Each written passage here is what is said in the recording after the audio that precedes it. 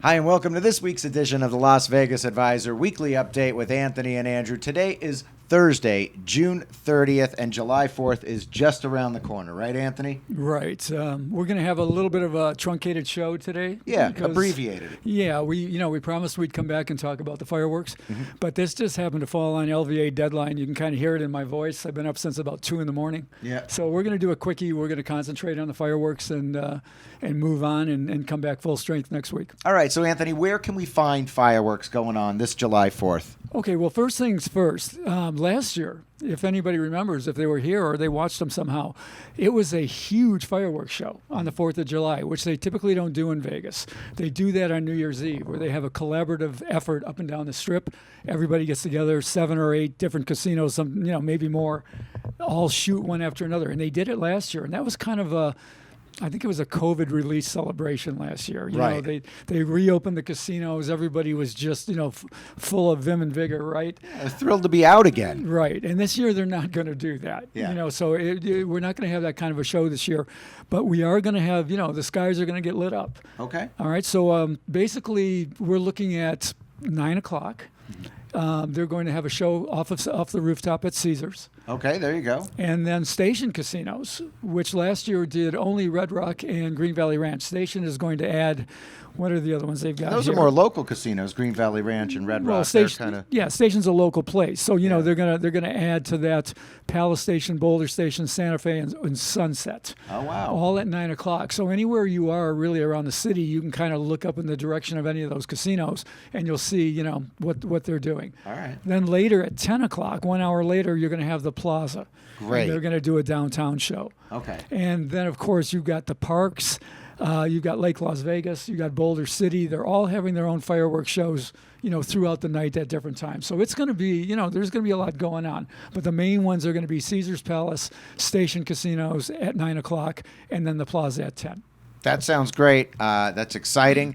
Now, also, I've been noticing around town there's a lot of fireworks stands. So if you're a local here in Las Vegas, you can buy your own fireworks. Yeah, they do. They sell them here like they do everywhere else. They're not, the super powerful fireworks, which you can get on the black market. But yeah, you can buy all the sparklers and Twizzlers and whatever they are that they send up in the air. So, believe me, in Vegas on 4th of July, it's nonstop noise and lights.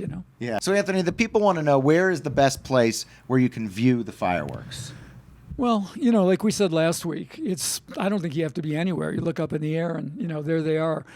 We had somebody in the comments section last week say, go to the top of the parking garage at the Rio. That's a good one. Yeah. Good tip. So anything elevated, anything. You could even go, in any direction outside of Vegas as you go up, because Vegas is in a valley. As you go up higher and higher, you'll be able to look down and see. A lot of people go up west and go up Charleston or Sahara, and they congregate up there and they look down over the city to watch. Wow, that's pretty cool. So there's going to be an interesting party. There's going to be parties running at different places, but an interesting one is going to be at Circa.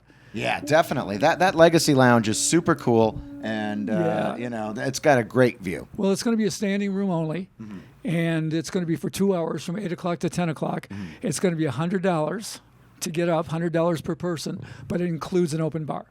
So I don't know, man. If I got $100 all you can drink, that's not bad. For 2 hours, I mean, if I got a wild hair, I might give it a go. Yeah. But I think that's kind of the most interesting party. But there's going to be things happening. Essentially, you could go up to the top of the Strat. Definitely, that's a great place. Yeah, and any of the bars that are elevated in the casinos, any of the top of the parking garages, they're all going to work. Yeah. Now remember, there's a dress code at Circa. If you're going to go to Circa and spend the $100 for the all-you-can-drink, there is a dress code. So you learned once. I did. I had to buy the Circa T-shirt, so they let me in. That's the trick, by the way. You can buy a Circa T-shirt because they allow that. Because they make money on that. Yeah. No jackpot of the week this week.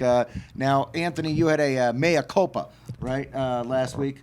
Yeah, well, we've got to address it real quickly here. Okay. And, we'll talk more about it next week.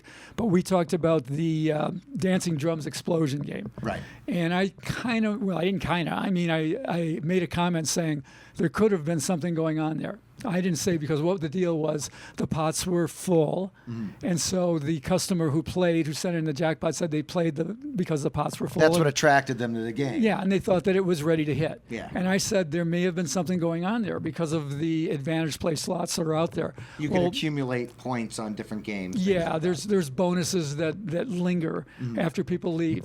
And what I didn't do was check that particular one. I didn't know the game, and I said something might be going on.